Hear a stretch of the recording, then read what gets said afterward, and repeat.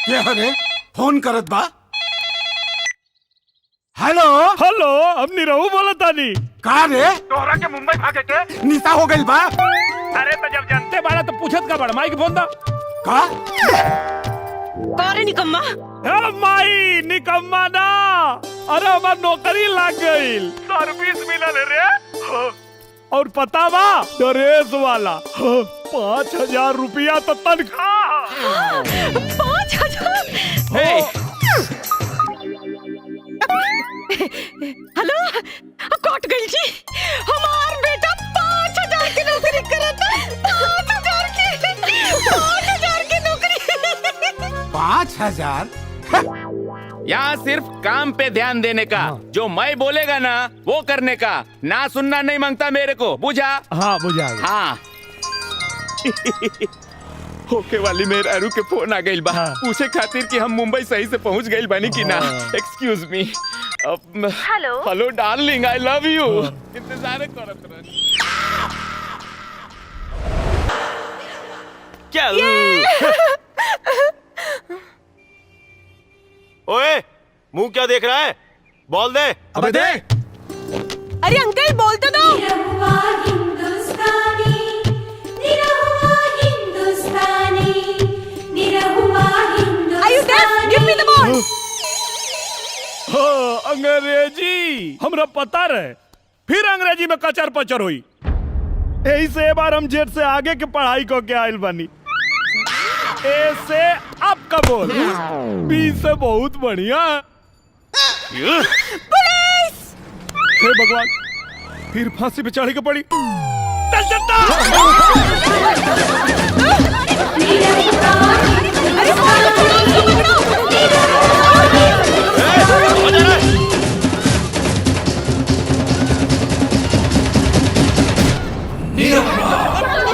उधर जाओगा। Come on. Siddhi Vinayak भी घुमा देव, माउंट मेरी भी दिखा देव, और हाँ एलिफेंटा गुफा भी दिखा देव, महालक्ष्मी मंदिर भी दिखा देव, और लास्ट में चलल जाई जुहू चौपाटी पे। ओजा सब लोग मिलके ना किसी किसी खेलेला, एगो एजा से किसी भेजा ना, जल्दी से मजा आ जाई।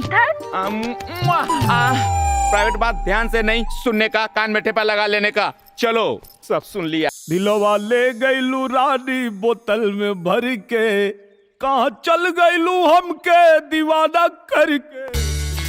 देसी का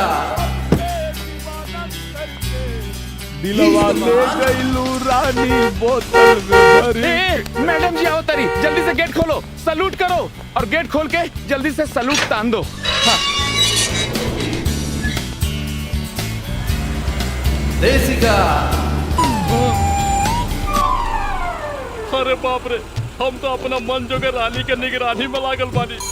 निरहुआ हिंदुस्तानी, निरहुआ हिंदुस्तानी। इडियट, नॉनसेंस, तुम यहाँ तक आ गए? तुम्हें यहाँ रखा कौन? गुंडो! गुड मॉर्निंग मैडम जी, क्या हुआ? इस बदतमीज को अभी के अभी यहाँ से निकालो, राइट नाउ। लेकिन मैडम जी इसने किया क्या है? इसने मेरे साथ बदतमीजी की और सबके सामने मेरी इंसल्ट की। ना ना ना ना, वो हम ना, वो हमार कोनो हम सकल रहल होई। ए, ये नया क्या पैतराबाजी सिखा रहे हो? साफ साफ खुल के बताओ। हाँ। गुड्डू सर, हाँ?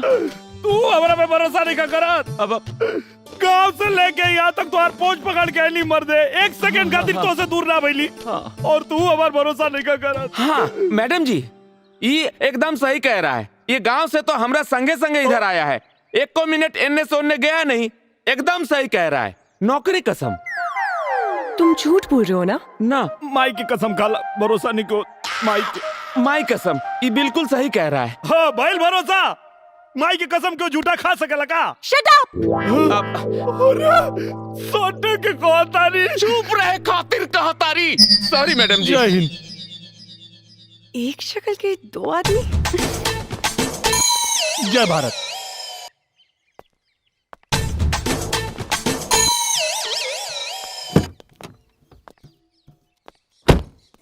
By by.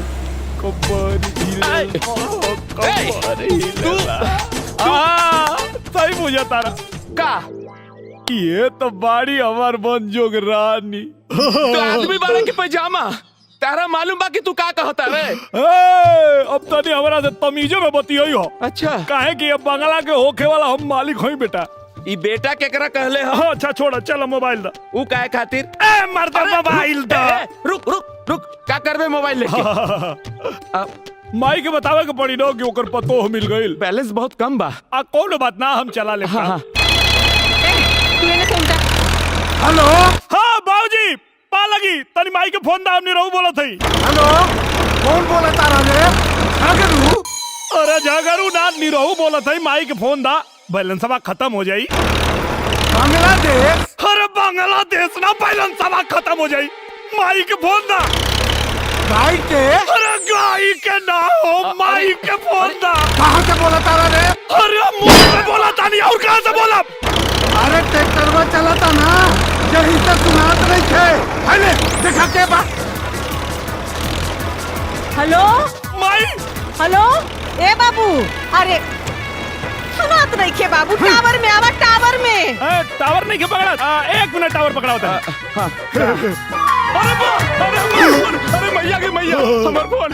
अरे बा, हाँ भाई, अब सुना था। अब सुना था।